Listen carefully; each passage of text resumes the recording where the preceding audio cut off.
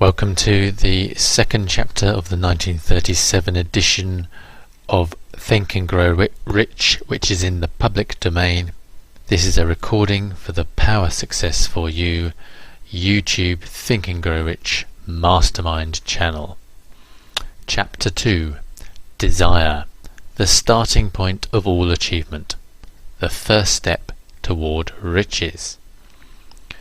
When Edwin C. Barnes climbed down from the freight train in Orange, New Jersey more than 30 years ago, he may have resembled a tramp, but his thoughts were those of a king. As he made his way from the railroad tracks to Thomas A. Edison's office, his mind was at work. He saw himself standing in Edison's presence. He heard himself asking Mr. Edison for an opportunity to carry out the one consuming obsession of his life, a burning desire to become the business associate of the great inventor. Barnes' desire was not a hope. It was not a wish. It was a keen, pulsating desire which transcended everything else. It was definite. The desire was not new when he approached Edison. It had been Barnes' dominating desire for a long time. In the beginning, when the desire first appeared in his mind, it may have been, probably was, only a wish, but it was no mere wish when he appeared before Edison with it. A few years later, Edwin C. Barnes again stood before Edison, in the same office where he first met the inventor. This time his desire had been translated into reality. He was in business with Edison. The dominating dream of his life had become a reality. Today, people who know Barnes envy him because of the break life yielded him. They see him in the days of his triumph without taking the trouble to investigate the cause of his success. Barnes succeeded because he chose a definite goal, placed all his energy, all his willpower, all his effort, everything back of that goal. He did not become the partner of Edison the day he arrived. He was content to start in the most menial work as long as it provided an opportunity to take even one step forward toward his cherished goal. 5 years passed before the chance he had been seeking made its appearance. During all those years, not one ray of hope, not one promise of attainment of his desire had been held out to him.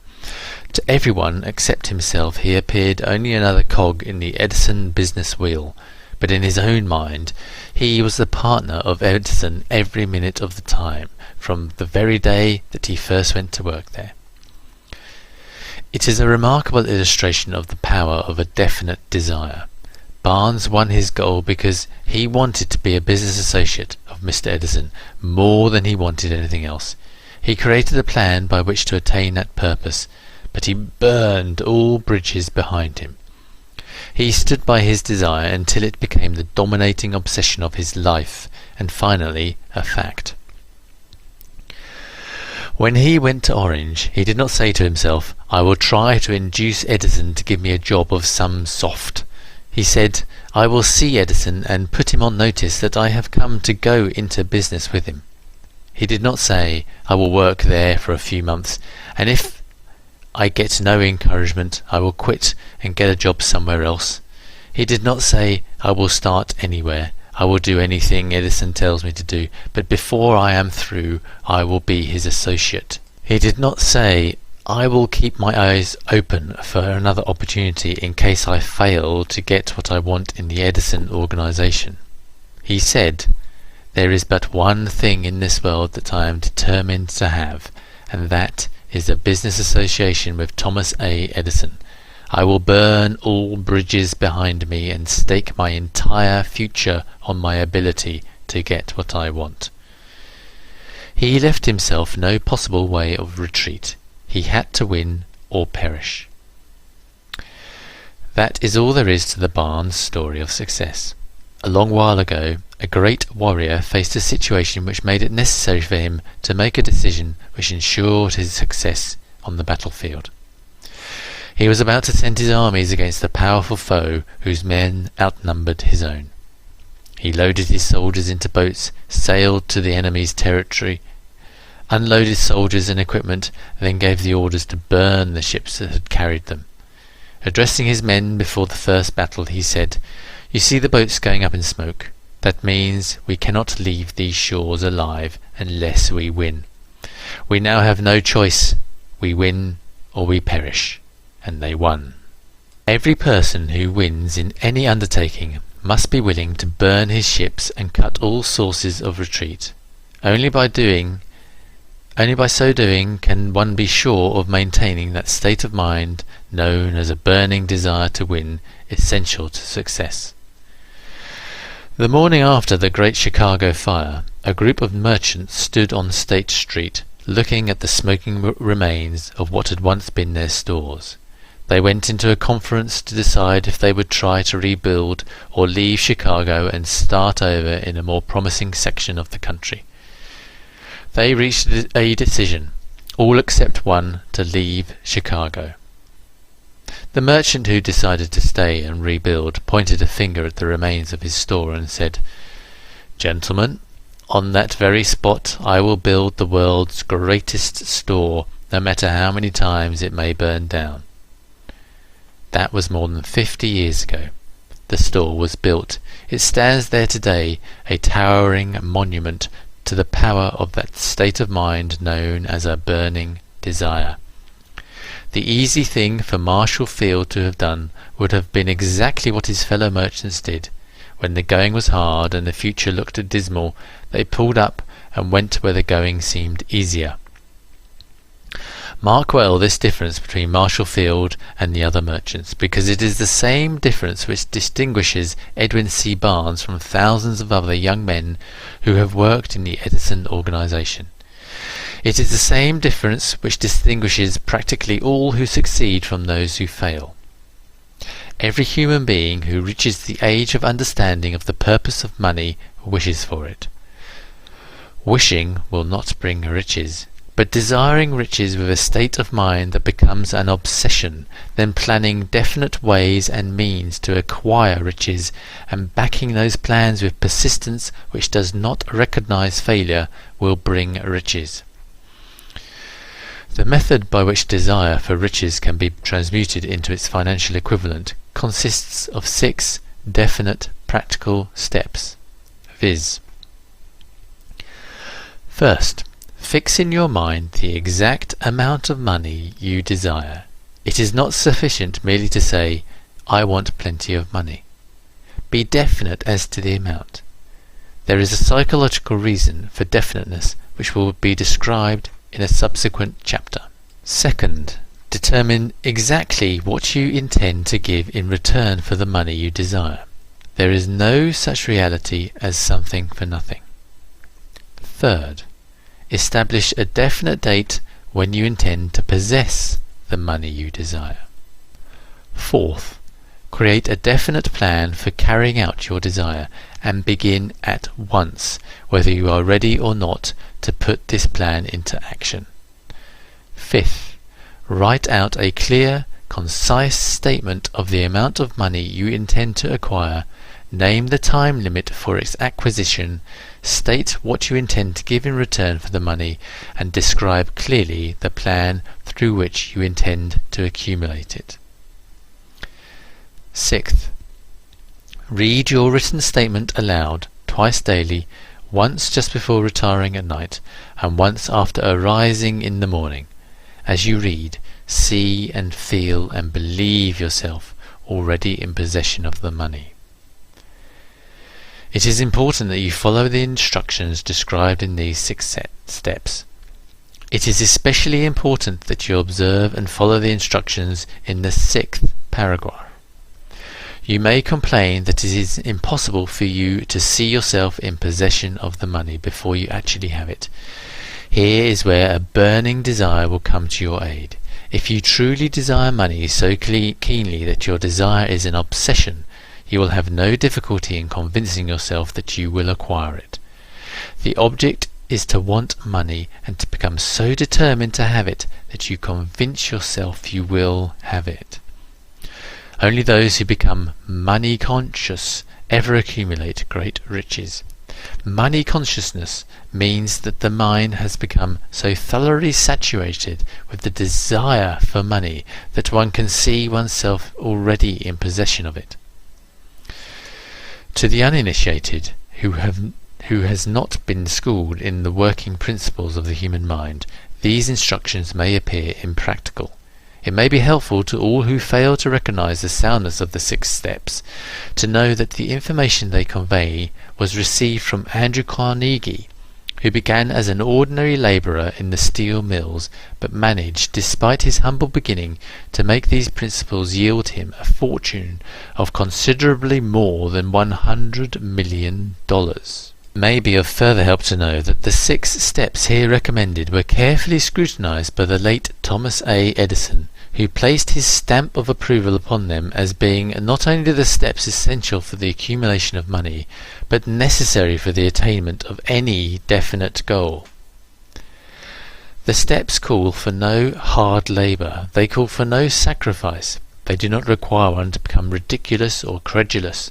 To apply them calls for no great amount of education, but the successful application of these 6 steps does call for sufficient imagination to enable one to see and to understand that accumulation of money cannot be left to chance, good fortune and luck. One must realize that all who have accumulated great fortunes first did a certain amount of dreaming, hoping, wishing, desiring and planning before they acquired money.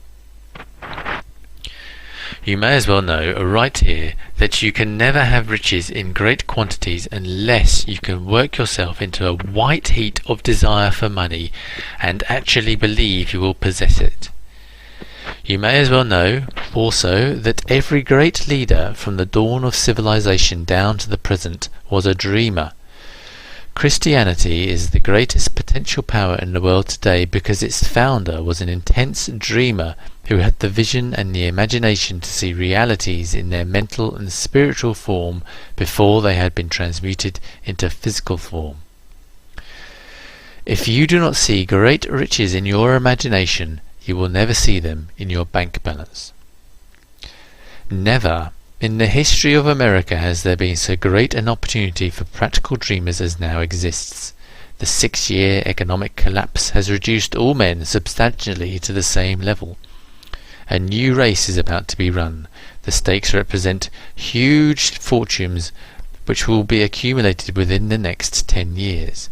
The rules of the race have changed because we now live in a changed world that definitely favours the masses, those who had but little or no opportunity to win under the conditions existing during the Depression, when fear paralysed growth and development.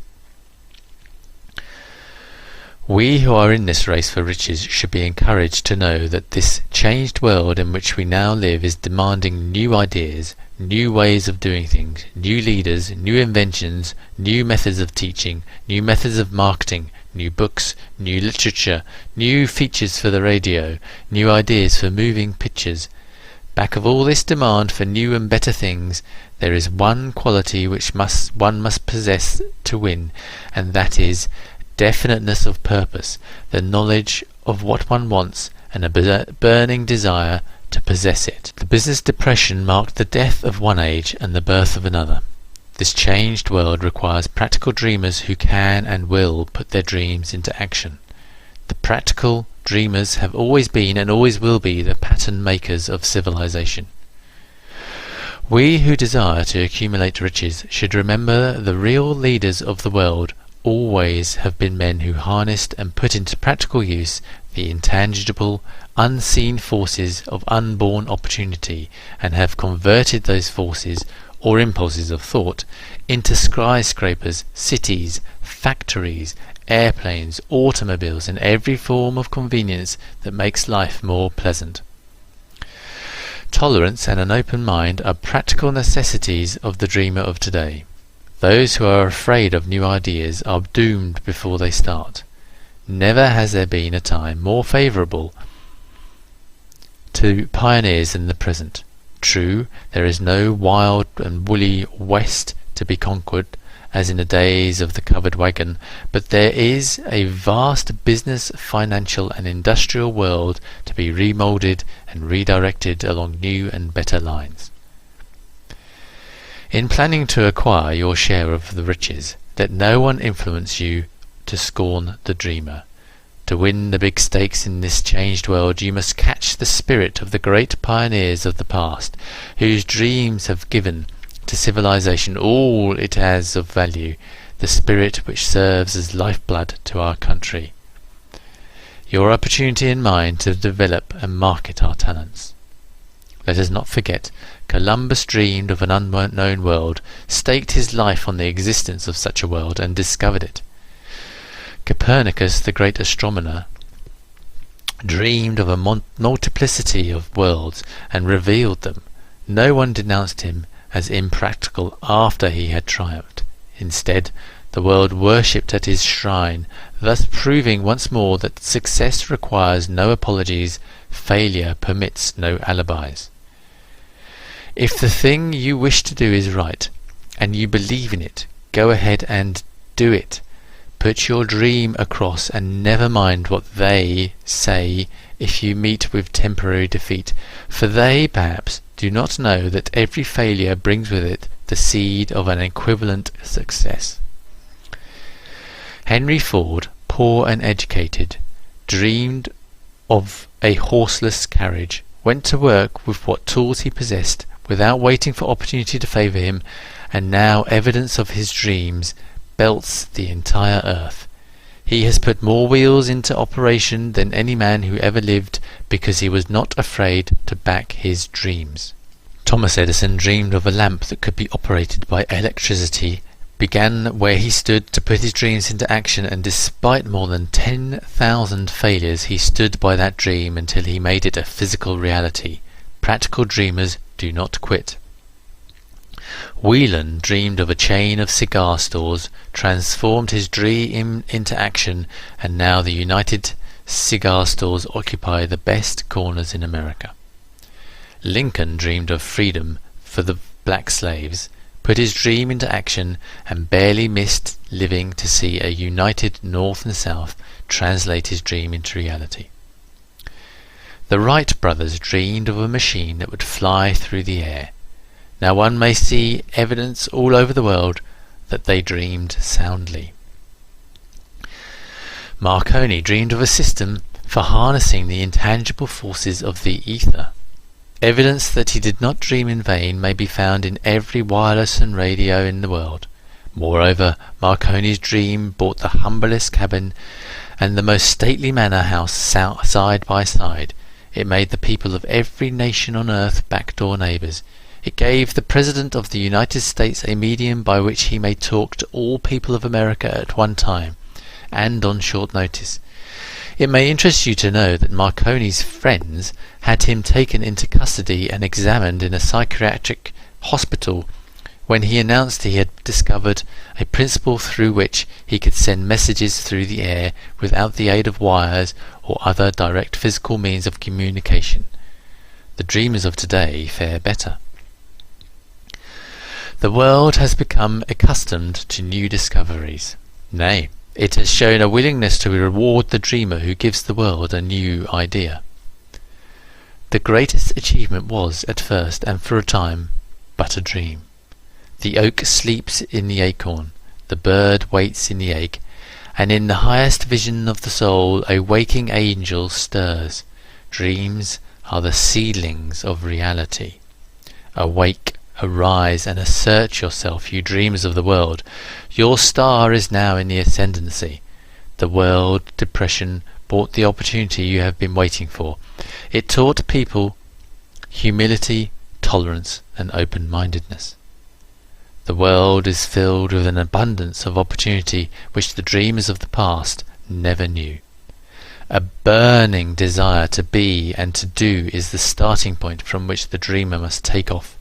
Dreams are not born of indifference, laziness, or lack of ambition. The world no longer scoffs at the dreamer, nor calls him impractical. If you think it does, take a trip to Tennessee and witness what a dreamer president has done in the way of harnessing and using the great water power of America. A score of years ago such a dream would have seemed like madness. You have been disappointed, you have undergone defeat during a depression, you have felt the great heart within you crushed until it bled. Take courage, for these experiences have tempered the spiritual metal of which you are made. They are assets of incomparable value.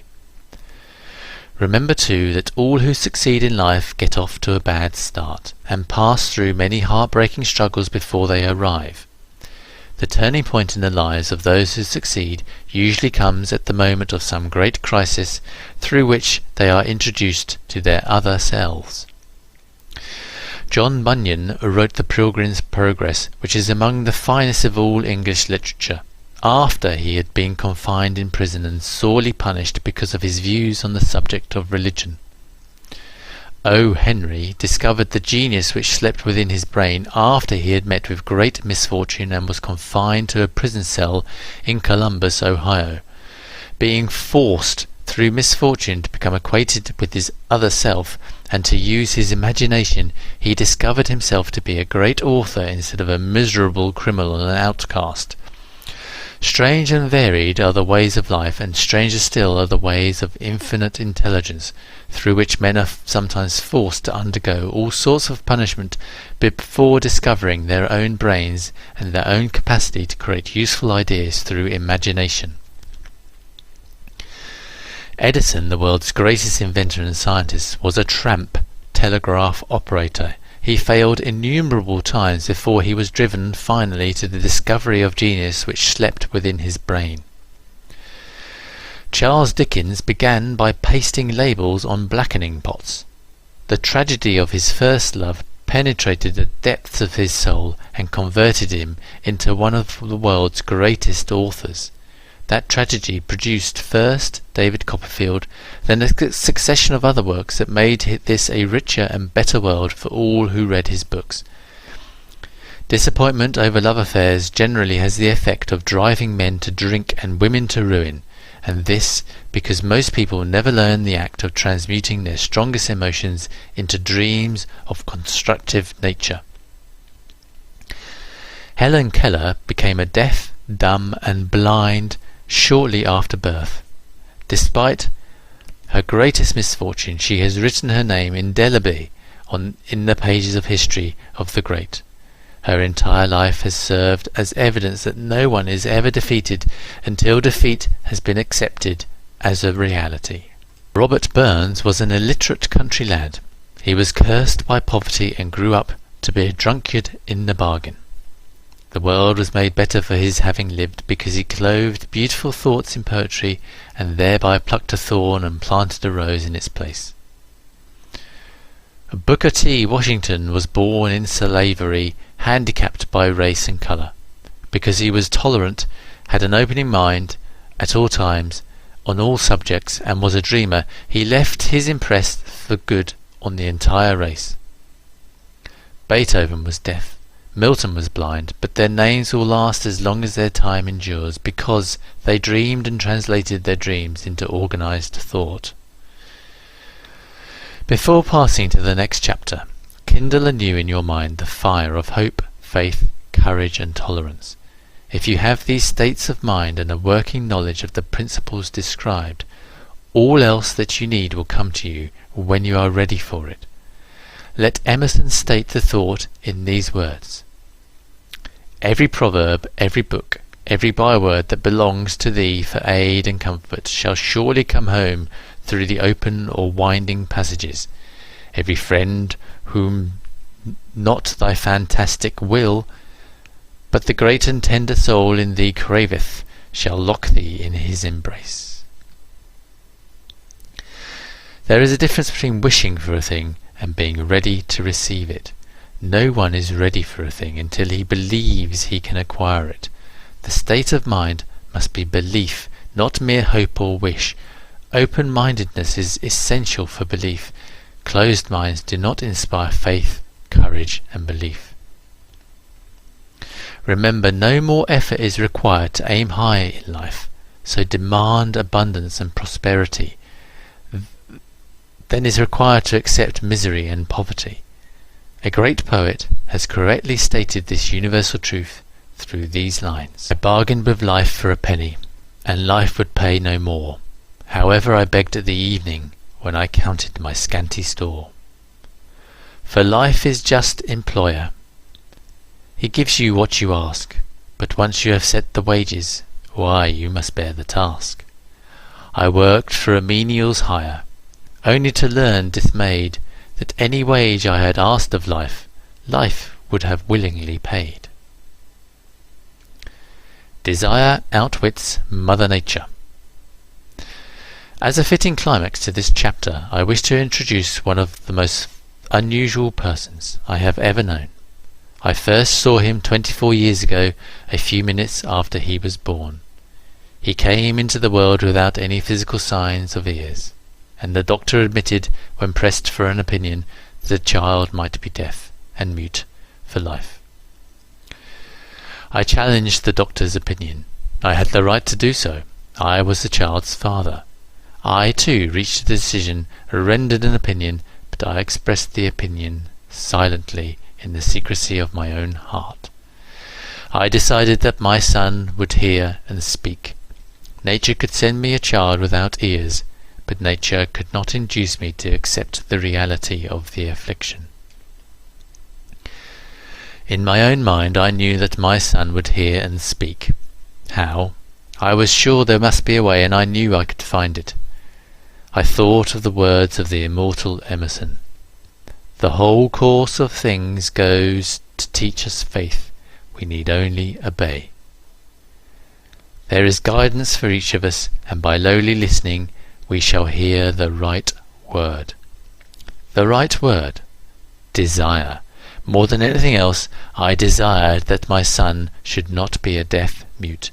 From that desire I never receded, not for a second. Many years previously I had written, "Only our limitations are those we set up in our own minds." For the first time I wondered if that statement were true. Lying on the bed in front of me was a newly born child without the natural equipment of hearing. Even though he might hear and speak, he was obviously disfigured for life. Surely this was a limitation which that child had not set up in his own mind. What could I do about it? Somehow I would find a way to transplant into that child's mind my own burning desire for ways and means of conveying sound to his brain without the aid of ears. As soon as the child was old enough to cooperate, I would fill his mind so completely with a burning desire to hear that nature would, by methods of her own, translate it into physical reality. All this thinking took place in my own mind, but I spoke of it to no one. Every day I renewed the pledge I had made to myself, not to accept a deaf mute for a son. As he grew older and began to take notice of things around him, we observed that he had a slight degree of hearing. When he reached the age when children usually begin talking, he made no attempt to speak, but we could tell by his actions that he could hear certain sounds slightly. That was all I wanted to know. I was convinced that if he could hear even slightly, he might develop still greater hearing capacity. Then something happened which gave me hope. It came from an entirely unexpected source. We bought a Victrola. When the child heard the music for the first time, he went into ecstasies and promptly appropriated the machine. He soon showed a preference for certain sounds, among them, "It's a long way to Tipperary." On one occasion he played that piece over and over for almost 2 hours, standing in front of the Victrola, with his teeth clamped on the edge of the case. The significance of this self-formed habit of his did not become clear to us until years afterwards, for we had never heard of the principle of bone conduction of sound at the time. Shortly after he appropriated the Victrola, I discovered that he could hear me quite clearly when I spoke with my lips touching his mastoid bone or at the base of the brain. These discoveries placed in my possession the necessary media by which I began to translate into reality my burning desire to help my son develop hearing and speech. By the time he was making stabs at speaking certain words, the outlook was far from encouraging, but desire, backed by faith, knows no such word as impossible. Having determined that he could hear the sound of my voice plainly, I began immediately to transfer to his mind the desire to hear and speak.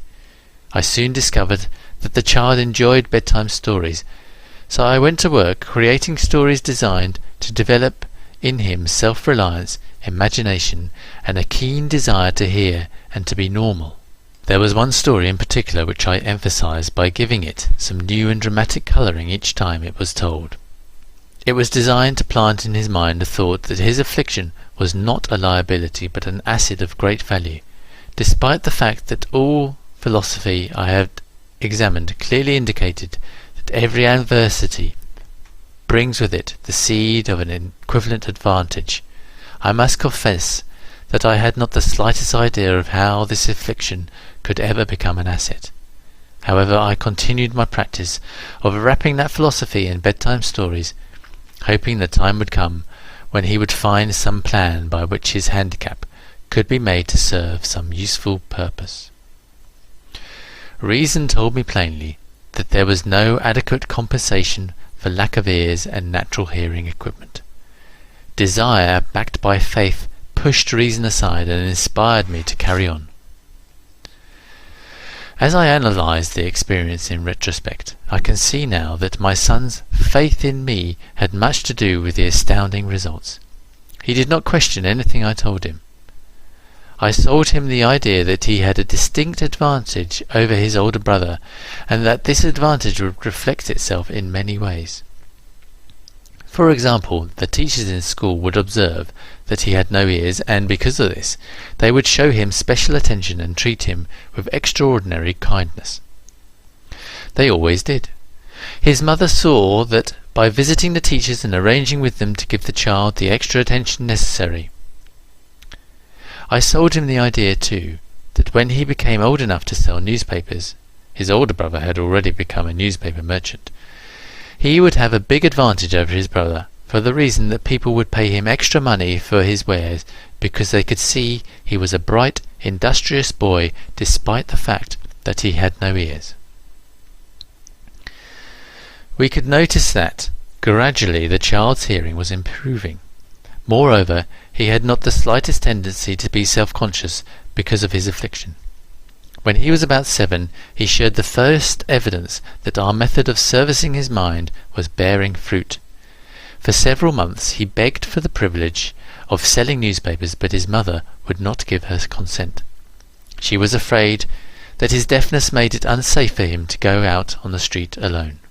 Finally he took matters into his own hands. One afternoon, when he was left at home with the servants, he climbed through the kitchen window, shinnied to the ground, and set out on his own. He borrowed 6 cents in capital from the neighbourhood shoemaker, invested it in papers, sold out, reinvested, and kept repeating until late in the evening. After balancing his accounts and paying back the 6 cents he had borrowed from his banker, he had a net profit of 42 cents. When we got home that night, we found him in bed asleep, with the money tightly clenched in his hand. His mother opened his hand, removed the coins, and cried. Of all things, crying over her son's first victory seemed so inappropriate. My reaction was the reverse. I laughed heartily, for I knew that my endeavour to plant in the child's mind an attitude of faith in himself had been successful.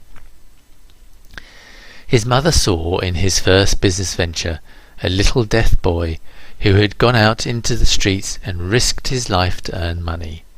I saw a brave, ambitious, self-reliant little businessman whose stock in himself had been increased 100% because he had gone into business on his own initiative and had won. The transaction pleased me because I knew he had given evidence of a trait of resourcefulness that would go with him all through life. Later events proved this to be true. When his older brother wanted something, he would lie down on the floor, kick his feet in the air, cry for it, and get it. When the little deaf boy wanted something, he would plan a way to earn the money, then buy it for himself.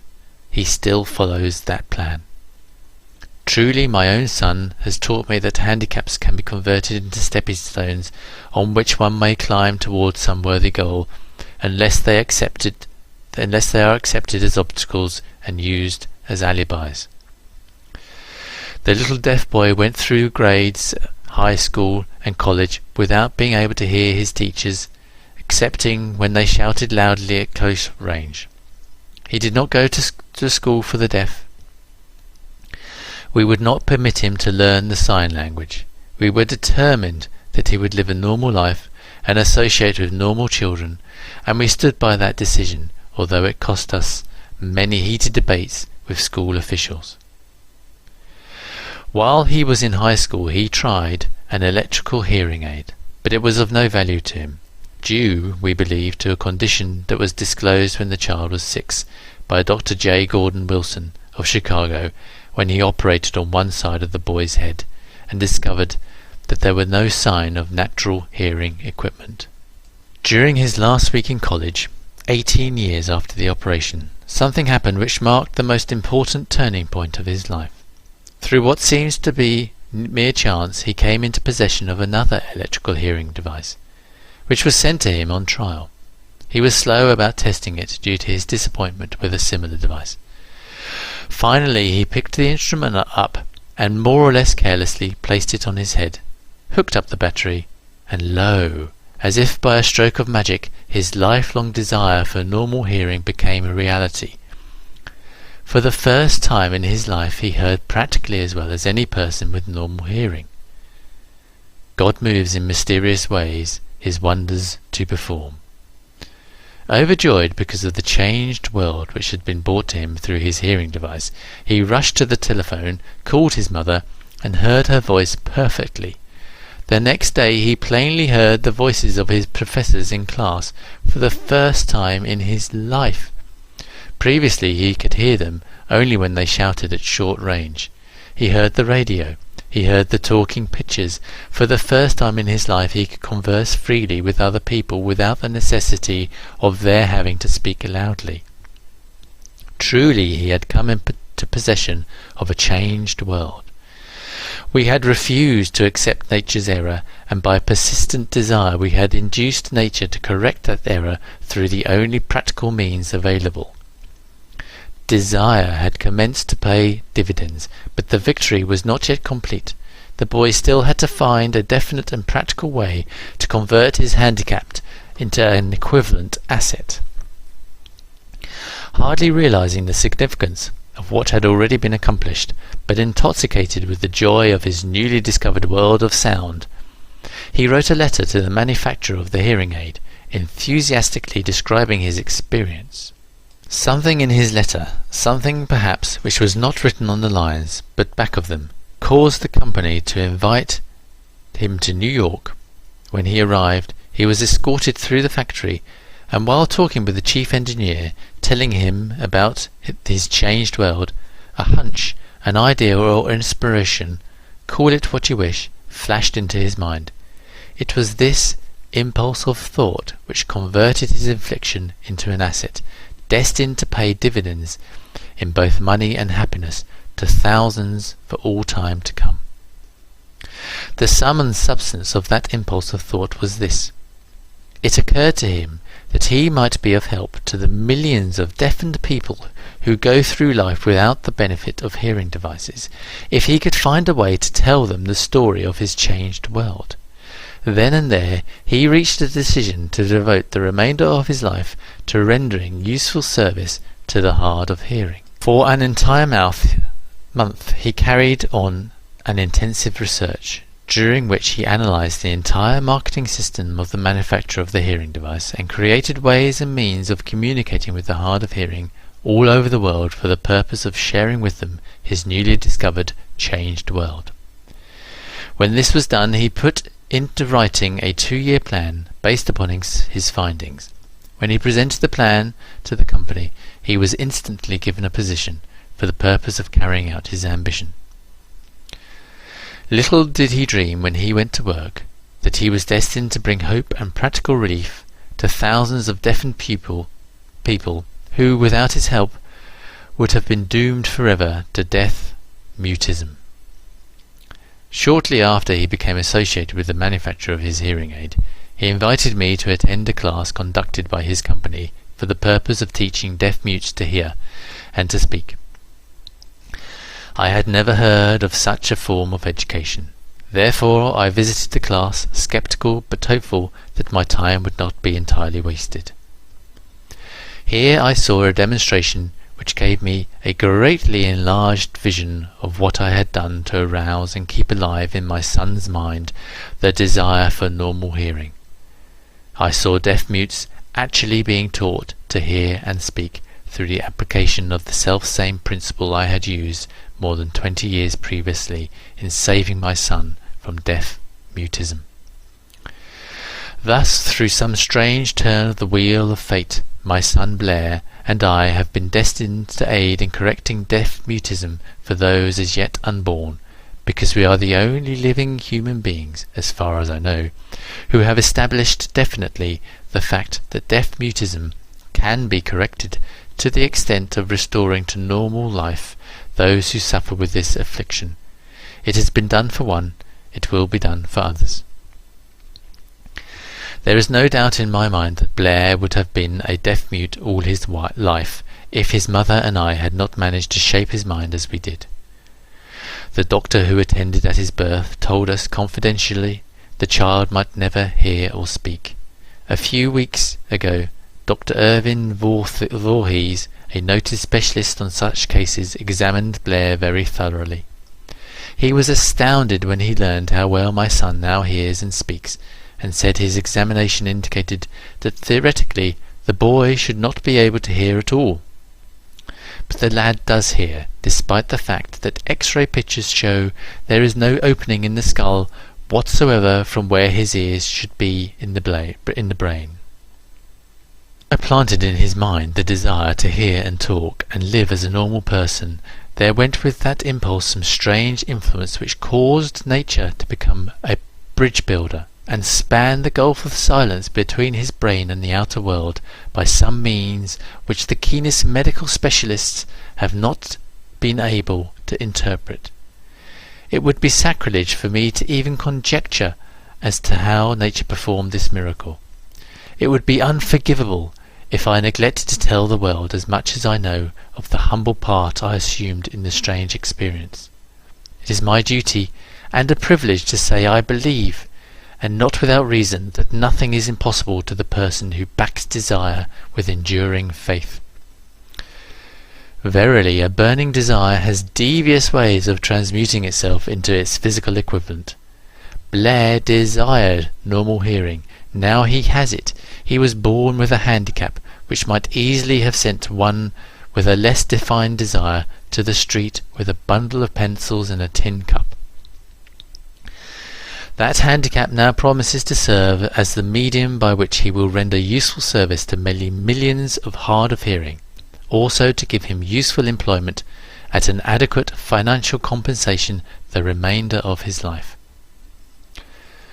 The little white lies I planted in his mind when he was a child, by leading him to believe his affliction could become a great asset which he could capitalize, has justified itself.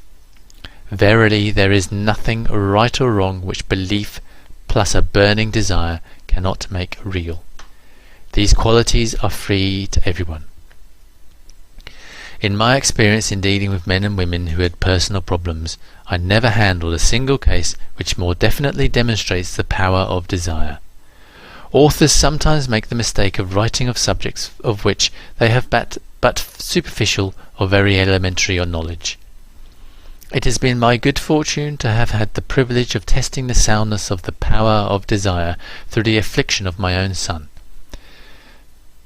Perhaps it was providential that the experience came as it did, for surely no one is better prepared than he to serve as an example of what happens when desire is put to the test.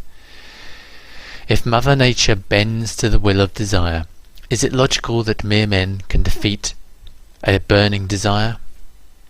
Strange and imponderable is the desire of the human mind. We do not understand the method by which it uses every circumstance, every individual, every physical thing within its reach as a means of transmuting desire into its physical counterpart. Perhaps science will uncover this secret. Planted in my son's mind the desire to hear and to speak as any normal person hears and speaks. That desire has now become a reality. I planted in his mind the desire to convert his greatest handicap into his greatest asset. That desire has been realized. The modus operandi by which this astounding result is achieved is not hard to describe. It consisted of 3 very definite facts. First, I mixed faith with the desire for normal hearing, which I passed on to my son. Second, I communicated my desire to him in every conceivable way available through persistent, continuous effort over a period of years. Third, he believed me. As this chapter was being completed, news came of the death of Mademoiselle Schumann-Heink.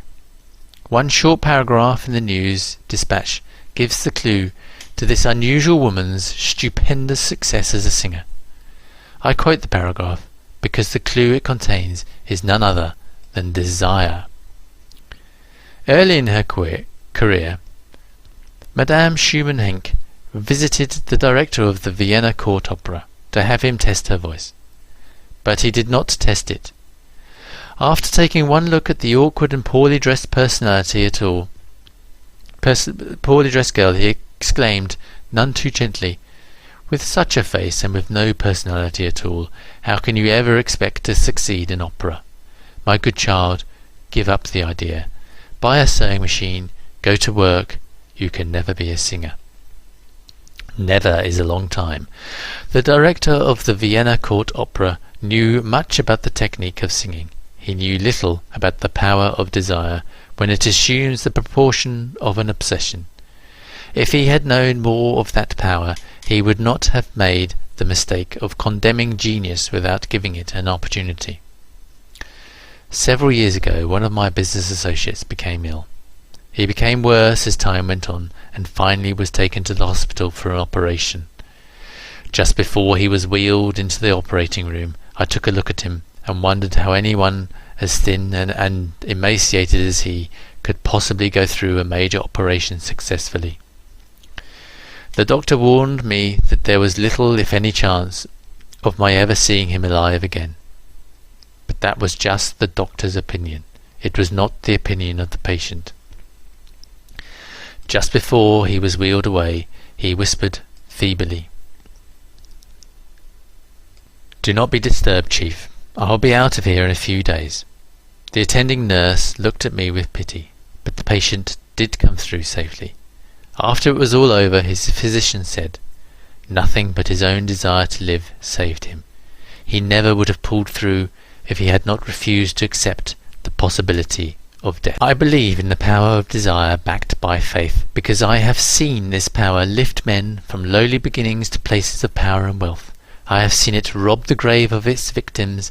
I have seen it serve as the medium by which men staged comeback after having been defeated in 100 different ways. I have seen it provide my own son with a normal, happy, successful life, despite nature's having sent him into a world without ears. How can one harness and use the power of desire?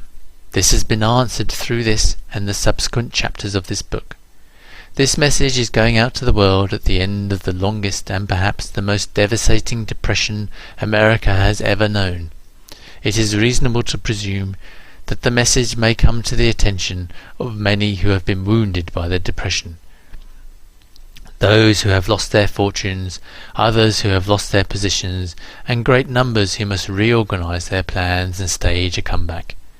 To all these I wish to convey the thought that all achievement, no matter what may be its nature or its purpose, must begin with an intense, burning desire for something definite. Through some strange and powerful principle of mental chemistry, which she has never divulged, nature wraps up in the impulse of strong desire that something which recognizes no such words as impossible and accepts no reality as failure. End of chapter. Thanks for listening. Be sure to subscribe for further updates and click show more below for the link to the discussion YouTube video on this chapter and a success characteristics quiz and lots of other goodies. Thanks again.